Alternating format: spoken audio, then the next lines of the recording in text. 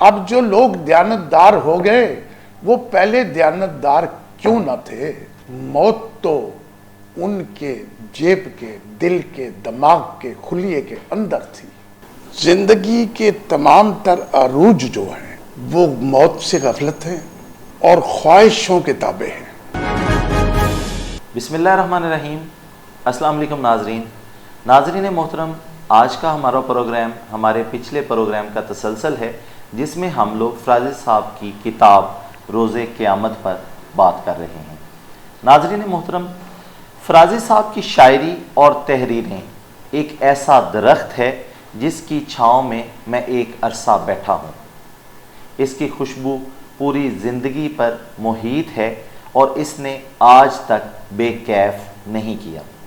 فرازی صاحب سے جاننے کی کوشش کرتے ہیں کہ انہوں نے آج سے 10 سال پہلے کس طرح تحریر کیا کہ مارکیٹیں، سٹاک مارکیٹیں بھی ڈوب جائیں گی، کالجز، میرج ہالز، سکولز، لاری اڈے، سارے ایئرپورٹس اور پوری دنیا کے اندر کمیونیکیشن کے جتنے بھی معاملات ہیں سب رک جائیں گے۔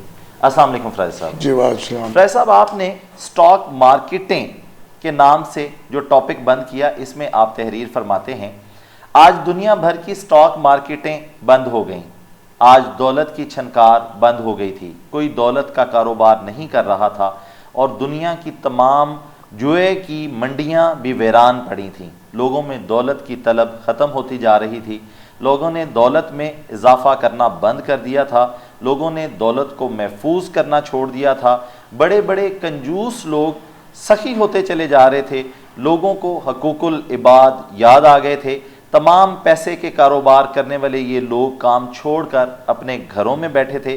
انسان تو انسان دولت کو غلامی میں دے رکھا تھا، انسانیت دولت کی محتاج ہو کر رہ گئی تھی، آج انسانیت نے سکھ کا سانس لیا تھا، واری موت تو نے کیا کمال کیا۔ یہ جو آپ نے آخری فقرہ بولا ہے نا، یہی ساری کتاب ہے، یہ سارا کمال ہی موت نے کیا ہے۔ اصل میں شاہ صاحب، زندگی کے تمام تر عروج جو ہیں وہ موت سے غفلت ہیں اور خواہشوں کے تابع ہیں۔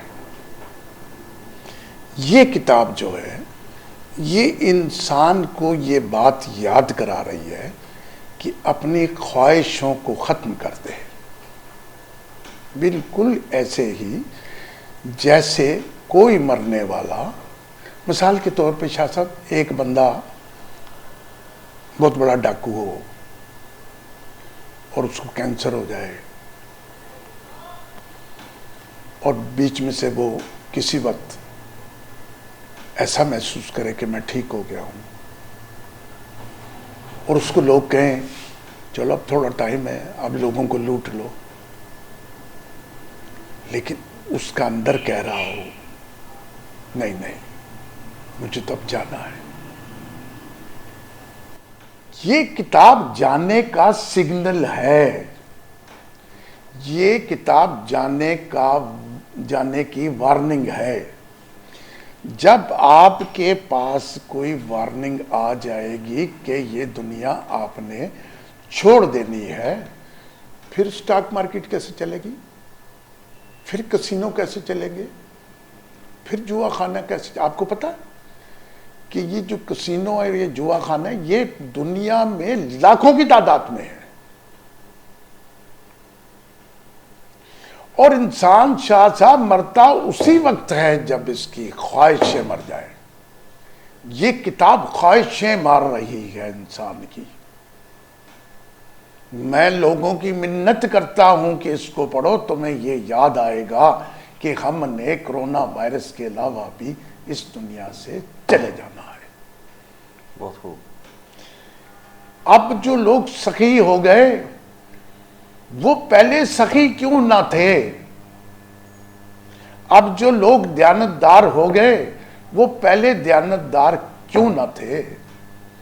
موت تو ان کے جیب کے، دل کے، دماغ کے، خلیے کے اندر تھی۔ بلا شبہ یہ یاد دہانی ہے انسان کو یاد کرانا ہے کہ اے انسان یہ دیکھ لے منظر، یہ دیکھ لے منظر دنیا کا، کہاں گئی ساری تجارتیں، کہاں گیا دنیا کا عروج؟ آج گھروں میں بیٹھے بڑے بڑے تاجروں کو 1.5 ماہ گزر گئے۔ آج لوگوں کو، جو ہمارے لوگ پاکستان کے باہر گئے ہیں، وہ جب پاکستان آئیں گے ان کی آپ شکلیں دیکھیں، ان کے آپ خون دیکھیں کس طرح سوکھ چکے ہیں۔ ہر چیز میں زوال ہوگا، ہر چیز میں زوال ہوگا۔ آپ نے کہا نا آپ سایہ دار درخت ہیں تو میں اس کے سائے میں بیٹھ کے تو میں مزہ لیتا تھا، اس درخت پہ بھی خزاں آئے گی، اس کی بھی صرف ٹہنیاں ہوگی، اس پہ بھی کوئی پتہ نہیں ہوگا۔ انسان سیکھتا کیوں نہیں؟ انسان ایک درخت کو دیکھ کے سیکھ سکتا ہے کہ پچھلے سال بھی اس نے پھل پیدا کیا، پچھلے سال بھی یہ سرسبز ہوا، پچھلے سال بھی اس پہ بہار آئی، پھر یہ خزاں میں چلا گیا، پھر یہ سوکھ گیا، پھر اللہ تعالیٰ نے اس کو تر و تازہ کر دیا۔ شاہ صاحب انسان اس بات سے سیکھتا کیوں نہیں کہ ہمارے آباء و اجداد کدھر گئے؟ شاہ صاحب اللہ اکبر، کدھر گئے ہمارے ماں باپ؟ کدھر گئے باپ دادا؟ کدھر گئی ہماری ہزاروں نسلیں؟ کیا ان کو اس دنیا کی خواہش نہیں تھی؟ وہ ظالم انسان، تو لوگوں کو مرتے دیکھتا ہے، تو جنازے جاتے دیکھتا ہے، تو دوسروں کے جنازے کو کاندھے دیتا ہے، کبھی تو یہ محسوس کرتا ہے کہ کوئی اور کاندھا دے رہا اور میں اس چرپائی کے اندر ہوں۔ اللہ، جب جس نے یہ سوچ لیا، اللہ کا برگزیدہ ہونے کے لیے کیا کام سب سے زیادہ ضروری ہے؟ اللہ کی حاکمیت کو تسلیم کرنا اور اس دنیا سے چلے جانا ہے۔ اگر آپ نے یہ محسوس کر لیا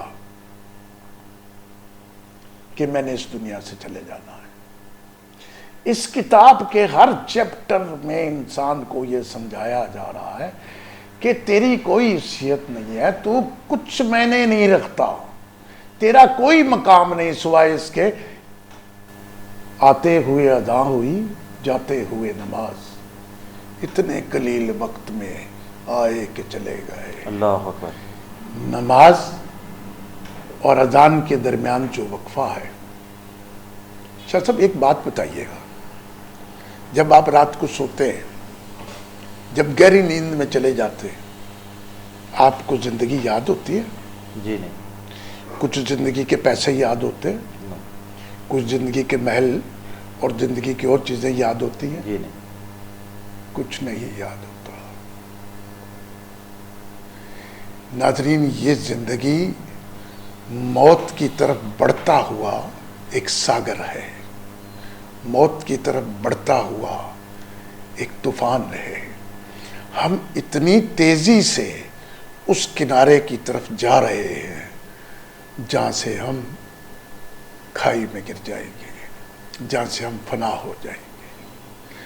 ہمارے پاس کچھ بھی نہیں ہے، ہم غفلت میں ہیں، بھول میں ہیں۔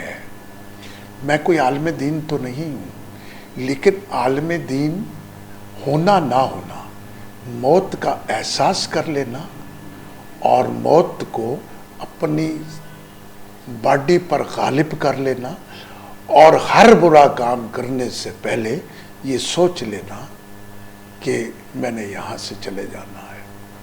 ناظرین، یہ جو میری کتاب ہے، اس میں صرف جانے کی وارننگ ہے، باقی تو موجودہ حالات ہیں جس کی اللہ تعالیٰ نے مجھے عزت بخشی ہے، تو موجودہ حالات موت کی وجہ سے ایسے ہی ہونے تھے۔ جی شاہ صاحب۔ فیض صاحب، ہمارے پروگرام کا وقت ختم ہوا چاہتا ہے۔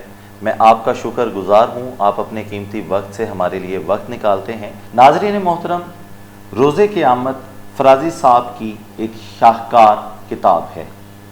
ان کے کلام اور ان کی تحریروں میں دل کا گداز، فکر کی وسعت اور احساس کی شدت ملتی ہے۔